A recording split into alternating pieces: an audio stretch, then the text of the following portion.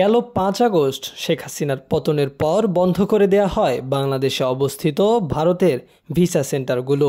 এর কয়েকদিন পর সীমিত আকারে খুলে দেওয়া হয় সেন্টারগুলো, যদিও নতুন করে ভিসার আবেদন আর গ্রহণ করা হয়নি। আগে যারা আবেদন করে রেখেছিল তাদেরকেই ভিসা ডেলিভারি দেওয়া হয়েছে, ফলে ভারত যাত্রায় রীতিমতো ধস নেমেছে। অথচ উল্টো চিত্র পাকিস্তানের ক্ষেত্রে। রাজনৈতিক পট পরিবর্তনের সাথে সাথেই বাংলাদেশের নাগরিকদের জন্য বিনামূল্যে পাকিস্তানের ভিসার ঘোষণা দিয়েছে দেশটির সরকার।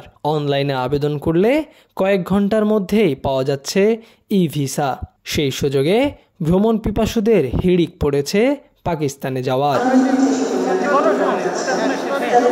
তাতে অবশ্য টনক নড়েছে ভারতের বিদেশ মন্ত্রকের মুখপাত্র জানিয়েছে, এখন থেকে আপৎকালীন এবং চিকিৎসার প্রয়োজনে আবেদনকারীদের ভিসা দেয়া হবে। তাতে অবশ্য ভারত যাবার সংখ্যা বাড়তে পারে বলে মনে করা হচ্ছে, কারণ বছরে প্রায় 5 লাখের বেশি মানুষ ভারতে যায় চিকিৎসার জন্য। ভারতের এমন ভিসা জটিলতার সুযোগ পুরোপুরি লুফে নিতে চায় পাকিস্তান।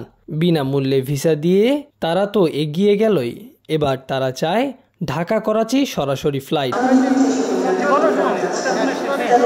অন্তর্বর্তী সরকার থেকে গ্রিন সিগন্যাল পেয়ে পাকিস্তানের হাই কমিশনার বৈঠক করেছেন দেশের বৃহত্তম বেসরকারি এয়ারলাইন্স ইউএস বাংলার সাথে। এরপর তার সাক্ষাৎ করার কথা বিমান বাংলাদেশ এয়ারলাইন্সের সাথেও। ঢাকা করাচি রুট শুরু হলে বাংলাদেশ থেকে এই দুটো এয়ারলাইন্সকেই পছন্দ পাকিস্তানের। বর্তমানে মধ্যপ্রাচ্যের এয়ারলাইন্সগুলো যেমন Emirates, Qatar Airways, Turkish Airlines, Air Arabia, Thai Airways, Gulf Air, Saudia এয়ারলাইন্সের মতো বিশ্বের নামি দামি এয়ারলাইন্সগুলো বিভিন্ন দেশে ট্রানজিট দিয়ে ঢাকা থেকে করাচি যায়। ট্রানজিটের সময়সহ ঢাকা থেকে পাকিস্তানের করাচি যেতে 8.5 থেকে 13 ঘন্টা সময় লাগে। ফেরার সময় অবশ্য 2 ঘন্টা কম লাগে। এরই মধ্যে পাকিস্তান যাবার হিড়িক পড়ায় বেড়েছে এয়ারলাইন্সগুলোর ভাড়া।